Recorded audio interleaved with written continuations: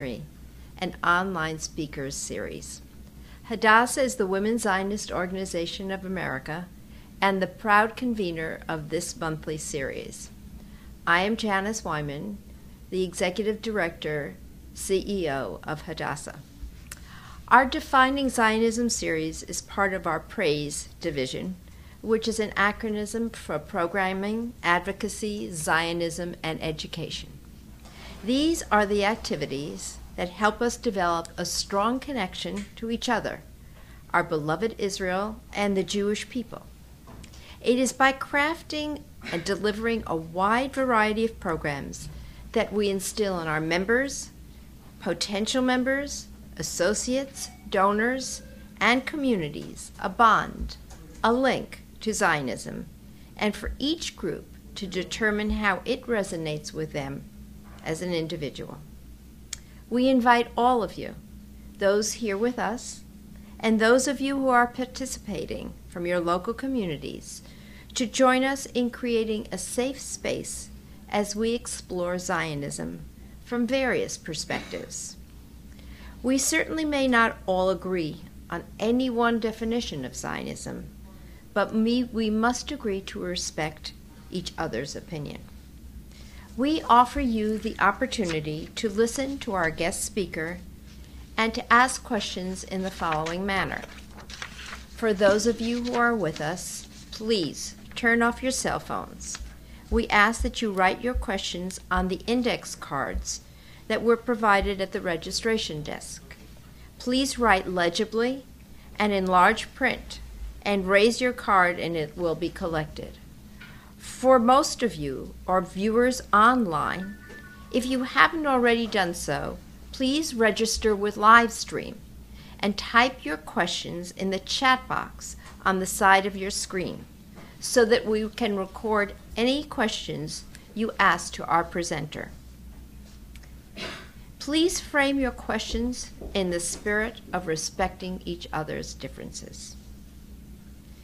The campaign of Boycott, Divestment and Sanctions, BDS, against Israel seeks to isolate and delegitimize the State of Israel.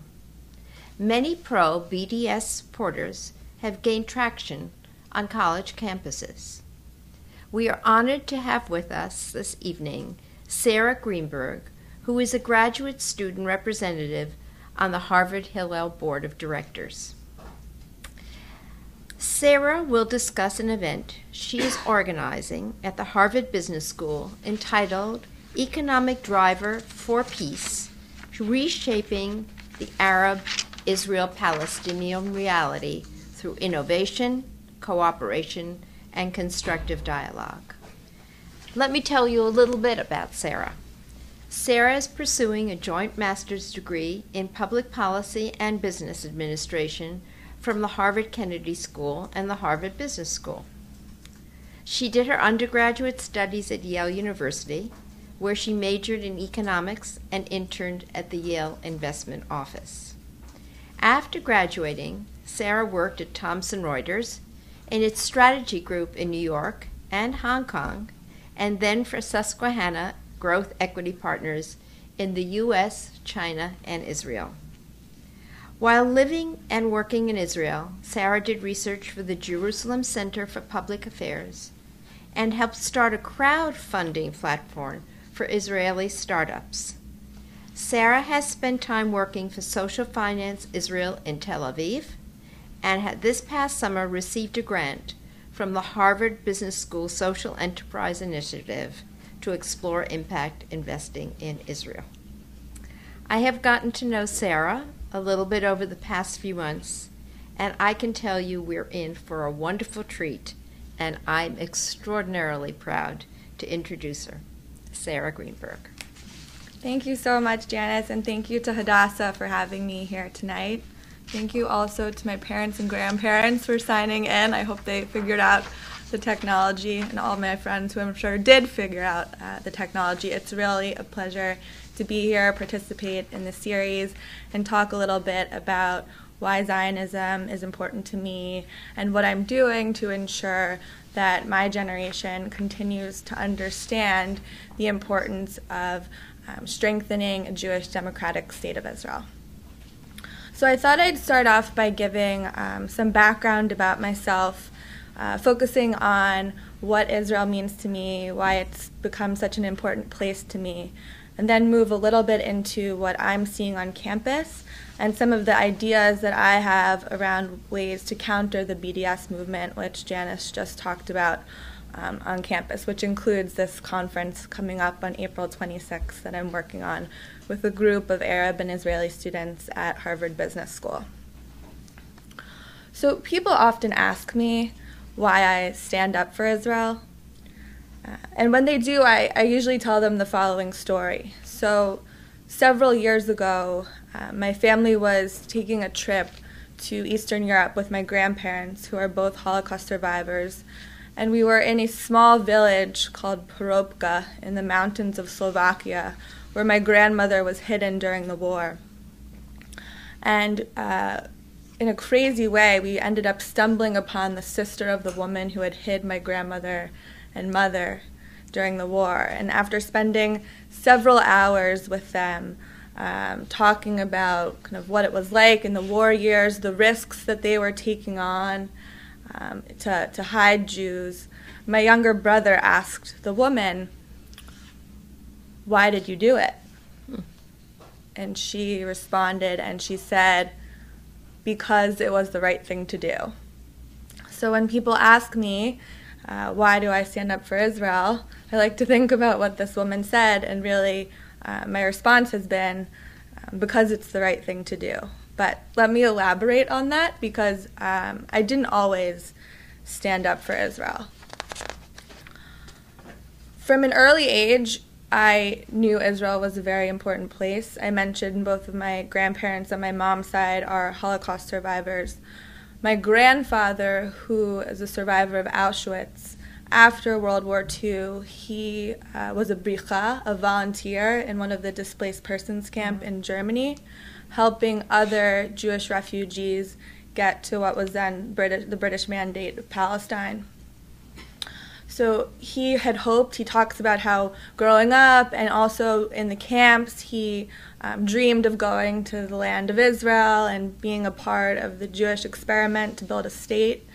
And so after the war, he planned to go. His entire family was killed in the war. Only one surviving family member, his brother. And after the war, his brother had a wife and baby in the displaced persons camp, and so they were unable to get visas to go to Israel. And so my grandfather made the decision that, even though going to Israel was something he had dreamed about, that he couldn't separate from his sole surviving family member, and instead they went to the United States together. So while my grandfather grew up in the United States, my mom and my uncle were born here. I'm here, I have siblings, my uncle has kids. We always grew up hearing from my grandfather particularly why Israel was such an important place, a place that ensured that the Holocaust would never happen again. But I think I was really curious to figure out whether Israel was more than just an insurance policy for Jews. I wanted to learn more, and I needed to learn more. And I think in particular, when I arrived on campus in college as an undergraduate at Yale, I would hear a lot of things about Israel, such as Israel is an apartheid state, all these horrible things that you read in the newspaper. And unfortunately, I didn't speak up. I, at that point, did not feel confident or knowledgeable enough to respond. And it's not a period that I look back on proudly, but I think understanding that I wish I had done something has motivated me to approach my time at Harvard in a different way.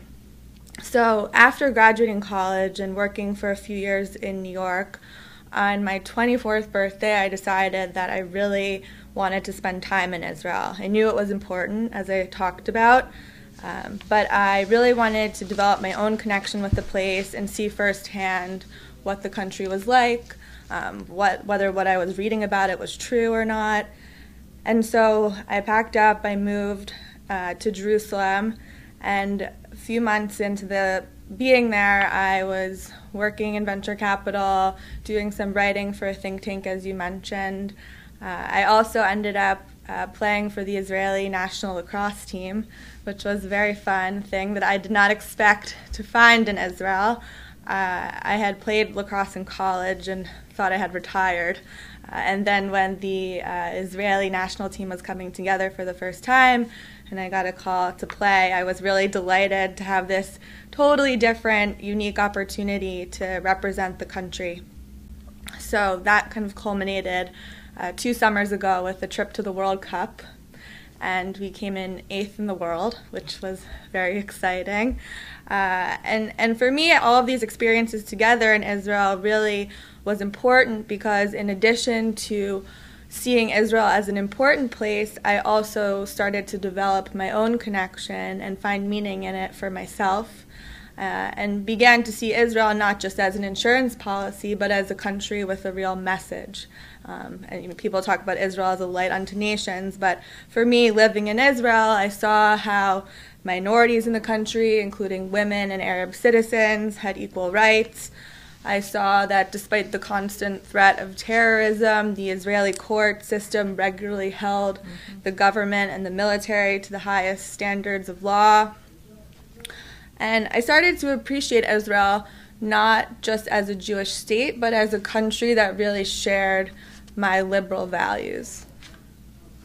So when I returned to Harvard 3 years ago, I'm getting close to graduation now, it's hard to believe, I came to Harvard really resolved to continue to develop my own relationship with the country of Israel, to visit at any chance I had, and to speak out when I heard things that didn't resonate with what I knew to be true.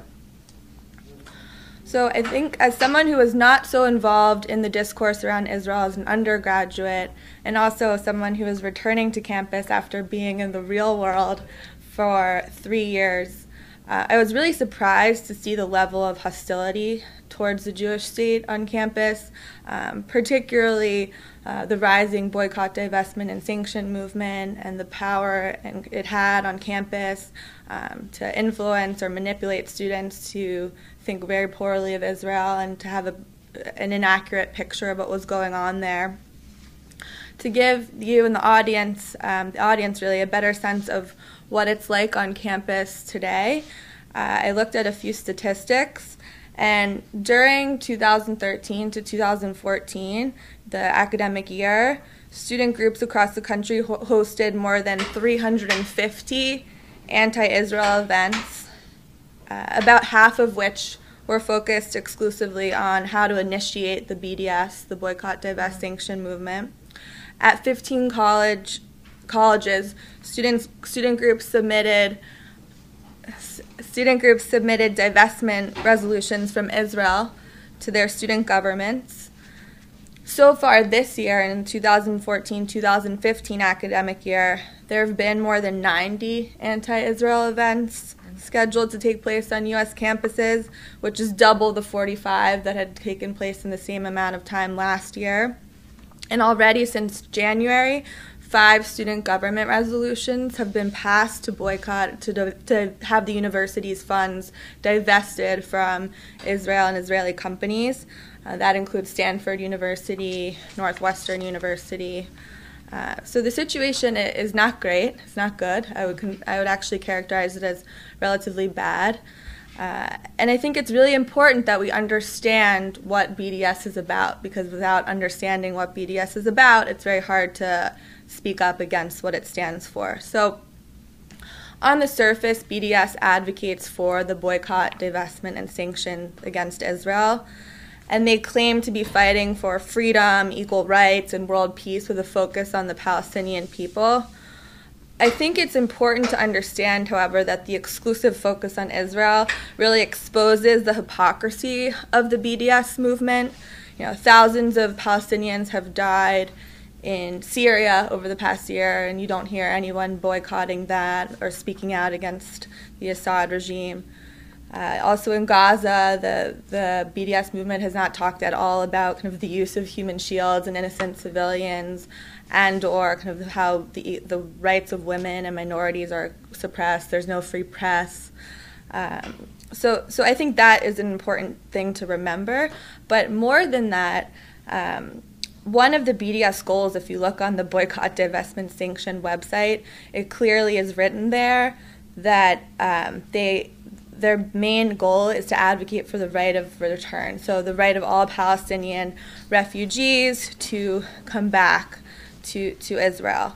And even President Obama and kind of all world leaders acknowledge that this claim means that the Jewish state would end. Essentially, it's a way to destroy the state through demographic measures. And so I think it's important to acknowledge that, if you're an anarchist and you don't believe in the nation-state system, then it's one thing to be opposed to the existence of a state, or a Jewish state for that matter. But if you believe in the right of countries like Greece or Turkey, ethnic nation-states, to exist, and you also advocate for the existence of a Palestinian state, but you don't believe that the Jews have a right to self-determination in a state, it's hard to describe that as anything other than anti-Semitic. And I think calling the BDS movement out for what it is, in my experience I've seen, has helped raise awareness around their core goals, because I think many people sign up to the movement potentially or don't recognize the hatred within the movement because they don't understand the real goals. So I just wanted to take a minute to underscore that. BDS has kind of infiltrated many different parts of society: arts and culture, law, business. But today I want to focus on the university. And I think it's also important to note that the BDS movement has not had, thankfully, yet, any kind of negative implications on the thriving economy of Israel, but where I see it as a real threat is on campus and kind of the war of ideas and what's happening there. And so last year, just to give a few examples of how BDS is manifesting on campus and kind of relies on the academia to spread their ideas, the American Studies Association and the Modern Language Association both voted to boycott Israeli academic institutions. I talked earlier about the divestment resolutions that are being brought forward by all of the various student governments. BDS also sponsors events on campus like Israel Apartheid Week, and really does a lot to make the campus environment kind of unfriendly and at best and scary at worst for students who are speaking up on behalf of Israel. So the question, I think the reason I was brought here today is to ask what can be done. How should the Jewish community respond to the BDS threat? In thinking more about this, I think that the approach needs to really be two-pronged or two-dimensional. The Jewish community both needs to respond and create. So what do I mean by this? I'll start first on the respond piece, in terms of the Jewish community's need to respond to the hypocrisy and the lies and the delegitimization campaign of the BDS movement. So with that said, however, the Jewish community cannot kind of find themselves in this cycle of always playing defense. So after I talk a little bit about why I think it's important to respond, I then want to move on to some of the new and kind of innovative ways that we are beginning to build a narrative based on truth around Israel on campus that is not just playing defense and responding. So on the response side, I think there are a lot of things that students can do. In the classroom, it's a bit more difficult if a faculty member, professor makes a statement or kind of is public about their support for the Boycott, Divest, Sanction movement. I've seen friends of mine kind of decide not to respond for fear of kind of the teacher taking it out on them through their grade.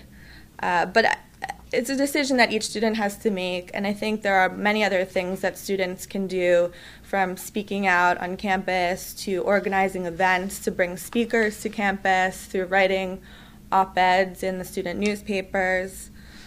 I think also that the campus Hillel is a really important place to provide students from a broad range of backgrounds with a broad range of views to really come together and find support against those who seek Israel's demise. So as you mentioned, I am a graduate student representative on the Harvard Hillel board. It's been really an honor to work with the group of directors and figure out the best way to engage students on campus, and for me, looking at ways that we can bring Hillel to the graduate community. One of the discussions we've had a lot is around kind of what should our standards around partnership and sponsorship be at the Harvard Hillel. To date, I'm really proud to say that the Harvard Hillel has abided by the international standards that Hillel International puts out around partnership, which essentially is that Hillel should not partner with or sponsor any event with a group that openly endorses BDS and calls for the destruction of Israel. So I wanted to tell you as a student why I think that is such an important thing that Hillel continue to do. I think that as a student on campus, if you're willing to speak up and speak out against what the BDS movement stands for, but the Center for Jewish Life on campus is not willing to take a stand, it's very hard to make the argument in a compelling way about why this group and movement is so problematic. And of course, Hillel is not shutting down BDS. I mean, they can come speak at anywhere they want on the campus.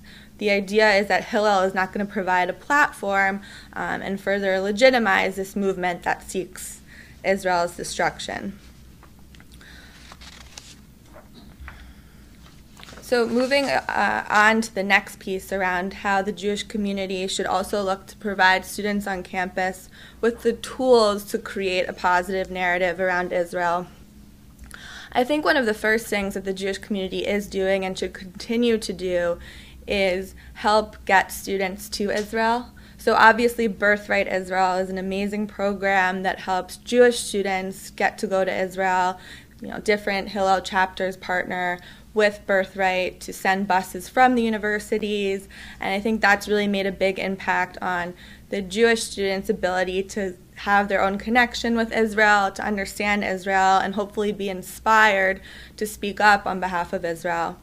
In addition, one thing that's really great that's happening at Harvard, and I believe is being replicated at other universities, is this idea of student-led treks, where kind of Israeli or American Jewish students organize treks to bring their peers, mostly non-Jewish students who would not have the opportunity to go to Israel otherwise, and over spring break or at the beginning of the summer, bring them to Israel for a 10-day trip to understand what the country is about, meet Israelis, meet people in the Knesset, meet entrepreneurs in Tel Aviv. And I've seen on campus when those groups come back, it really has a big impact on the discourse, because people now are not just relying on what they're reading in the media or hearing from their friends, but also have their own experiences to talk about. The second thing is, and this is my bias from being at the business school at Harvard, but I think it also is relevant for the undergraduate college campus scene, is that Israel has a really great brand around Startup Nation, and I think there's a lot of excitement around the innovation and the technology that is coming out of this tiny country. And so to have events that are focused on some of the positive aspects that are happening in the country beyond just focusing on the conflict has been, I think, another successful way of engaging students to understand what the country is really about. So at the Harvard Business School, I helped start a speaker series, Startup Nation speaker series, to help bring Israeli entrepreneurs from different industries to come speak on campus. And that's been one effective way for people to not only learn about an industry that they're curious about, but also to understand what Israeli culture and society represents. So we had a panel last year on clean tech technology in Israel, and on that panel you have the head of a big solar company in Israel talking about how half of his workforce are Arab-Israelis, and it's just one way for people to really understand the dynamics of the society, kind of embedded in a way that is not focused, as I said earlier, on kind of responding to some of the inaccuracies that are floating out there. Another thing that's related to this notion of Startup Nation speaker series, Startup Nation, the culture that Israel is, when I was working in venture capital in Israel, I would often meet with different entrepreneurs who would ask me if I had any friends in the United States who wanted to come work at the companies. So I started kind of calling friends and making these one-off introductions or shidduchs. And when I arrived at business school at Harvard, a friend of mine and I decided to create a platform that would help MBA students find jobs or find summer internships at Israeli companies. And last year we did a pilot just at Harvard Business School, and now we're expanding it to other business schools. But it's something that I'm excited about because it's allowed some of my peers from China, from Mexico, from Brazil to experience the Startup Nation for themselves, develop connections that will hopefully in the future pay off from a business and investment standpoint, but also to really understand, as I said earlier, about kind of what Israel is like and to be able to challenge some of the notions around Israel that they had heard or are hearing. The last piece, which I'm really excited about because it's something that's new and that's happening at Harvard that I'm involved in, is finding ways to highlight the importance of economic cooperation and investment in Israel and the region, not only as kind of a counter answer or kind of a response to the boycott, divest, sanction movement, but more really to highlight some of the positive initiatives that are happening in the region between Arabs and Israelis and Palestinians. And so there are a few different organizations on campus. Tamid is a very good undergraduate nonprofit organization that brings students together on the various campuses to form investment clubs around Israel to understand the investment opportunities there. They also have an internship program for undergraduates to spend time in the country. But something new that's happening at Harvard, which I'm involved in, is around working with a group of Arab and Israeli and Palestinian students, both at the business school at Harvard and the Kennedy School of Government at Harvard, to put on the first of its kind conference around economic drivers for peace. And the idea is to really highlight how the private sector can play a role in driving change in the region, improving the lives of people on the ground, also creating opportunities for Arabs and Israelis to work together, and hopefully being one of the pillars that will enable an endurable peace in the future. In addition to the output being the conference, the process of the conference has really been quite remarkable. Each panel is being curated by an Arab and an Israeli student together, and we're really proud of creating an environment on campus where Arabs and Israelis are working together. So for those listeners who are in the Boston area, if you'd like to come, please visit the website. It's economicprosperityforpeace.org. It's going to take place at Harvard Business School on April 26th, and we would be happy to see those who would like to be there. So I think to conclude and turn it over to hopefully some questions from the audience, at least maybe my parents from online will contribute some if no one else does. I think the environment right now on campus around Israel is challenging, but there are also opportunities. And for me, I think the important thing I wanted to emphasize today is, despite the challenges, the choice I made to engage in both responding to the BDS movement and creating new opportunities to speak about Israel has been incredibly rewarding. I think beyond the BDS movement on campus, one of the biggest risks or challenges that the Jewish community and Israel faces is apathy. And so I would hope that kind of for my generation is recognizing not only the importance of Israel as a Jewish state, but the opportunity for students to form their own relationship with the country, to understand that Israel is not just an insurance policy, but rather a beautiful state that you can develop your own relationship to and bring much more meaning into your life. I think for the alumni in the audience, alumni of different schools and also online, I think it's important to recognize what's happening at the university level, contact your schools, the administrations, to make sure that they're not giving resources to support BDS. There's a difference between sponsorship and censorship. So when you call the president of your university, you're of course not going to say that they should shut down a discussion about BDS, but they should make sure that the university is not lending their name or resources to promote this movement. And that's a big difference that should be emphasized. I think people should also speak to their Hillel boards to support the existing guidelines around Israel discourse, find out if there are ways that they as alumni can get engaged to support some of the activities that are happening on campus. And then finally, I think for the parents and the grandparents in the audience, really kind of speaking to your children and grandchildren, this is something that I was fortunate to have in my family, about the facts around Israel and the dangers of BDS, because only with the education of what's happening can we expect our generation to speak up. So thank you so much for having me, and I'm really looking forward to answering some of the questions. Thank you so much. Thank you so much. We're really very fortunate to have Sara with us. I don't have to underscore that.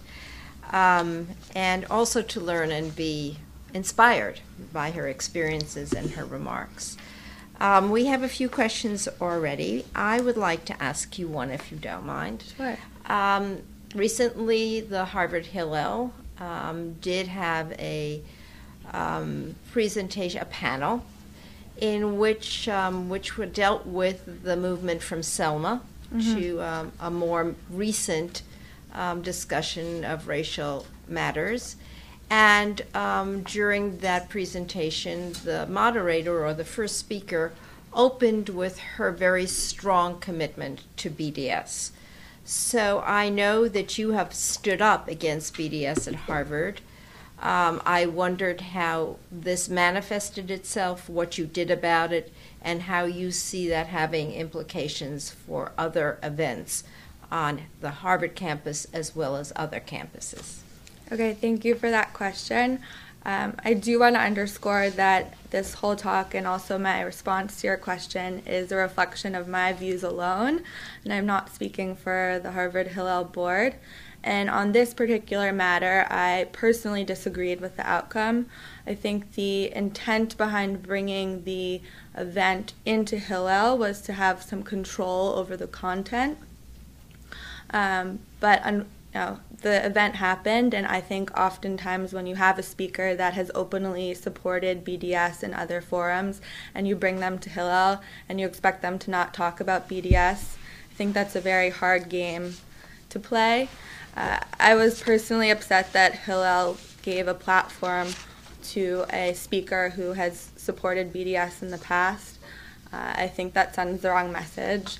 And it was a personal disagreement with the board, but at the end of the day, it's a collective decision. Thank you. We have already a number of questions from online. We have the following. In my experience at UC Irvine, Jewish professionals minimize the issue of BDS. Do you have any thoughts or ideas to share about this? So I think it's interesting that this question is coming from a UC school, because actually the University of California system schools have had some of the worst anti-Israel and BDS activity on campus throughout the entire country. I think without recognition of what's happening, it's hard to counter it. In my remarks, I talk about how one of the things that you can do goes beyond just responding and creating positive programming, but to people on these campuses who feel like they're not getting the support from the Jewish professionals, there are other campus groups that support students on campus. So Stand With Us is an amazing organization that provides important resources. Camera also is another organization that helps students understand some of the inaccuracies in the media and empowers them to speak out. So my advice to the person who asked this question would be to first approach the professionals to see if they're interested in working with you to create more programming or responding to some of the things that are happening on campus. But if that doesn't work, then to seek out external resources beyond the university that you can then bring in-house. Thank you. Another question from online, is it useful to involve from our members here in the audience. Is it useful to involve Jewish academics from within a specific university, or is it better to bring in big guns, Dershowitz and others, such as his quality and reputation? So I think people should always be excited about bringing in some of the big guns, but I also think, realistically speaking, Alan Dershowitz cannot go around to every school, and I think there are also a lot of other great advocates for Israel out there. I also think that it's really important to find the allies on campus in the faculty and in the student body who you can work with. And in many ways, having those people speak up on their own campuses can be even more effective because people see them in their everyday roles as teachers, as peers, and if they're willing to speak up, it can even be more effective. So I think finding the faculty and finding students to work together on programming can be just as impactful as bringing in a speaker who is kind of out there doing this on an everyday basis. I think that's very helpful. I think it speaks to building your own capacity on campus to be able to be ready to do it at any other point in time. Thank you. This is from online. In your opinion as a college student and a liberal, how do you think younger liberals can be reached to support Israel in a manner consistent with their liberal views? It's a great question. I wish I was still a college student, but I'll take it. I often get asked this question about how I reconcile my particularism with my universalism, meaning how is it possible to be kind of a socially liberal person who believes in kind of universal values, but focus more of my time and attention on the Jewish state? So my response to that is that I feel very fortunate because in this particular instance, those values do not come into conflict. Israel is a Jewish state, but it also embodies my liberal and universal values of kind of freedom for minorities, free press, and so I feel even more proud and grateful to be able to support a particular cause because it embodies those values. Thank you. From somebody here amongst us, how should one respond to the accusation that the Hillel standards for partnership alienate many of the students Hillel seeks to reach? So I think that's a question that I've thought a lot about. I think that, first of all, with the guidelines that Hillel has, any individual student is welcomed into the Hillel house. So Hillel is not saying if you have these views, you can't come into Hillel. Everyone is welcome, whether you're Jewish or non-Jewish, whether you identify as someone who supports Israel, whether you have questions about Israel. I think part of the beauty around Hillel is bringing in this diversity of views. I think that the criticism around alienation potentially looks at, is it creating a situation where students that support Israel have a hard time discussing and debating issues around Israel with Palestinian students because of these guidelines? So the answer to that question, from my perspective, is no. In fact, the only way that the guidelines prevents events from happening is if it's with a group that supports the Boycott, Divestment and Sanctions movement. And in fact, by having that standard, it helps expose what BDS is about, so that other groups, whether it's Palestinian students on campus, can understand the harm of BDS, and if they want to engage in a true way of tolerance, in pursuit of a two-state solution, then they need to understand that by supporting BDS, it's impossible to have that discourse. And so, people can engage outside of Hillel around BDS, but we're trying to create a safe space where people who really believe in peace and want to approach the dialogue in a constructive way can come together. Thank you.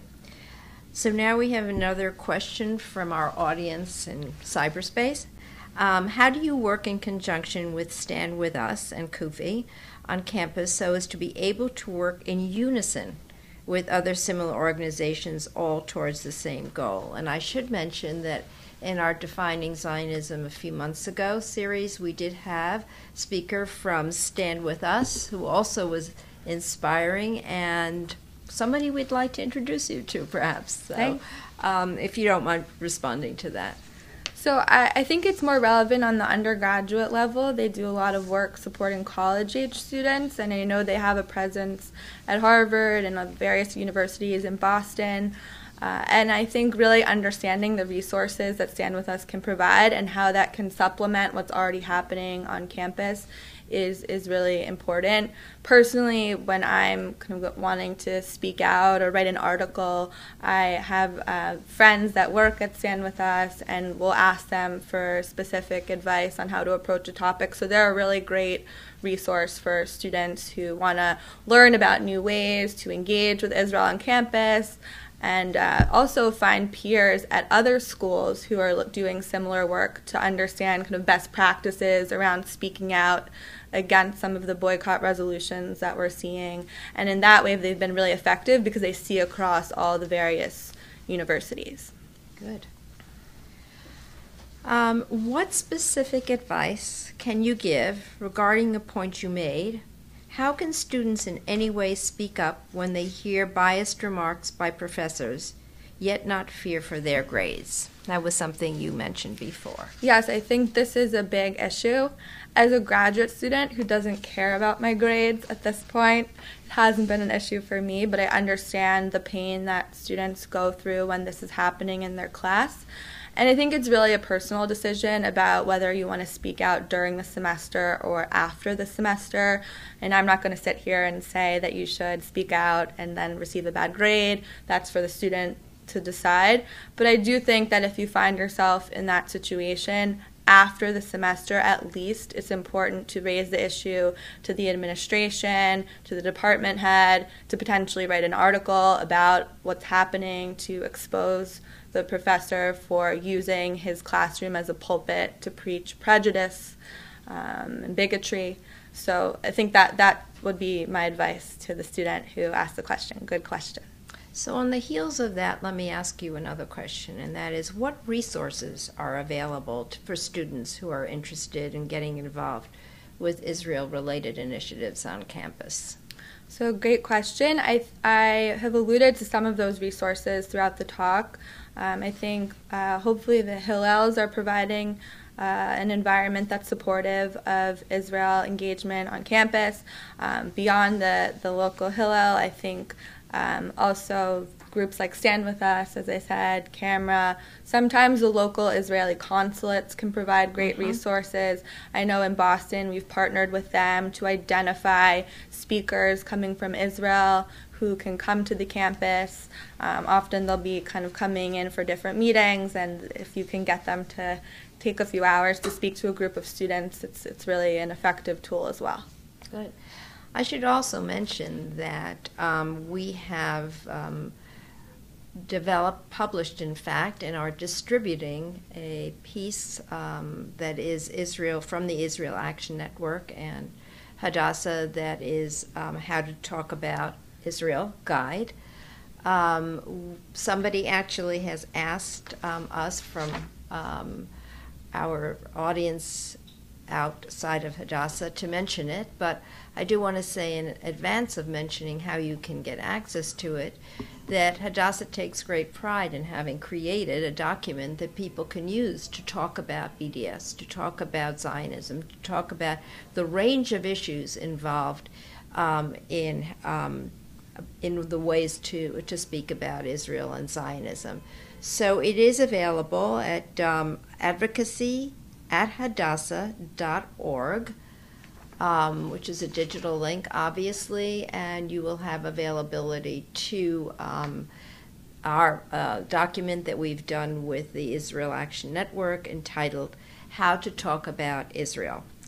I also want to mention, before we conclude, that Hadassah has been in conversation with other women's groups throughout the United States about garnering and collecting and organizing lists of people on campuses by their various interest groups, whether they are academics in foreign languages, academics in science, and so forth, so that we're ready at any point to mobilize that list to be able to respond to any accusations, any kinds of uprisings or mobilizations on campuses and elsewhere.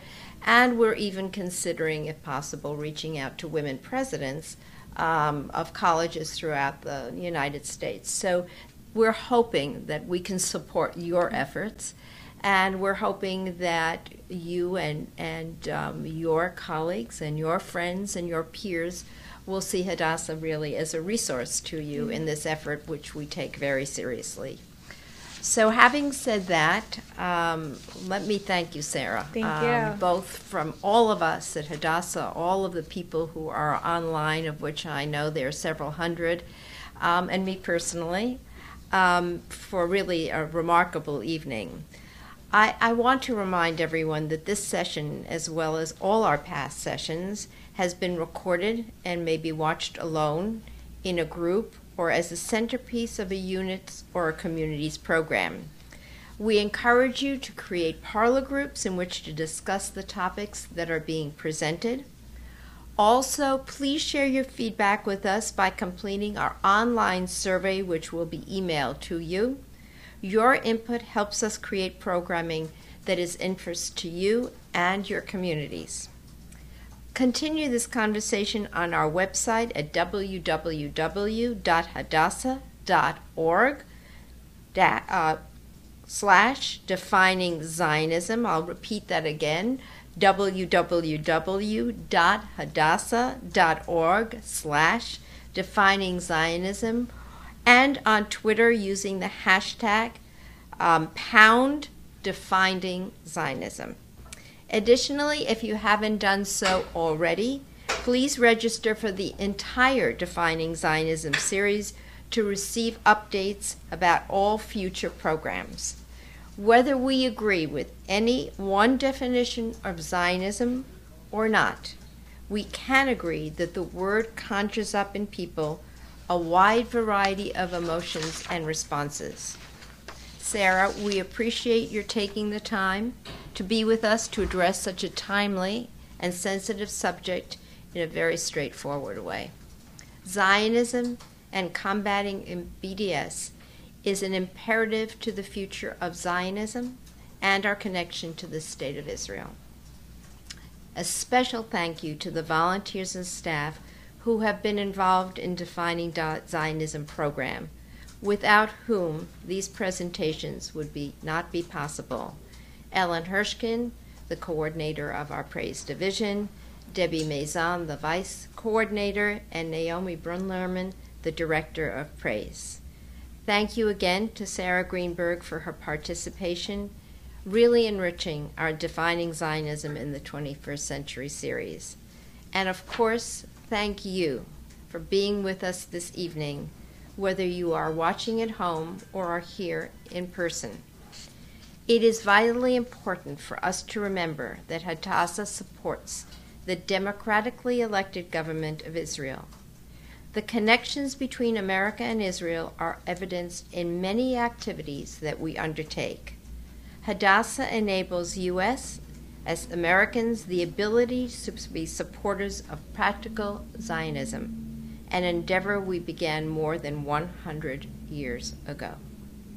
103 years ago, actually. As an additional point, before closing, let me urge you to register and vote for the World Zionist Congress delegates on the AZM website.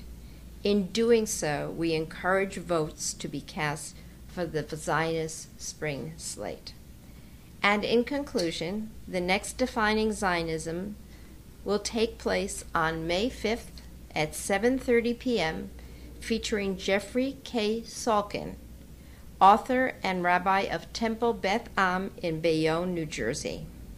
Rabbi Salkin will be discussing, quote, the Z word, why Zionism makes some people uncomfortable.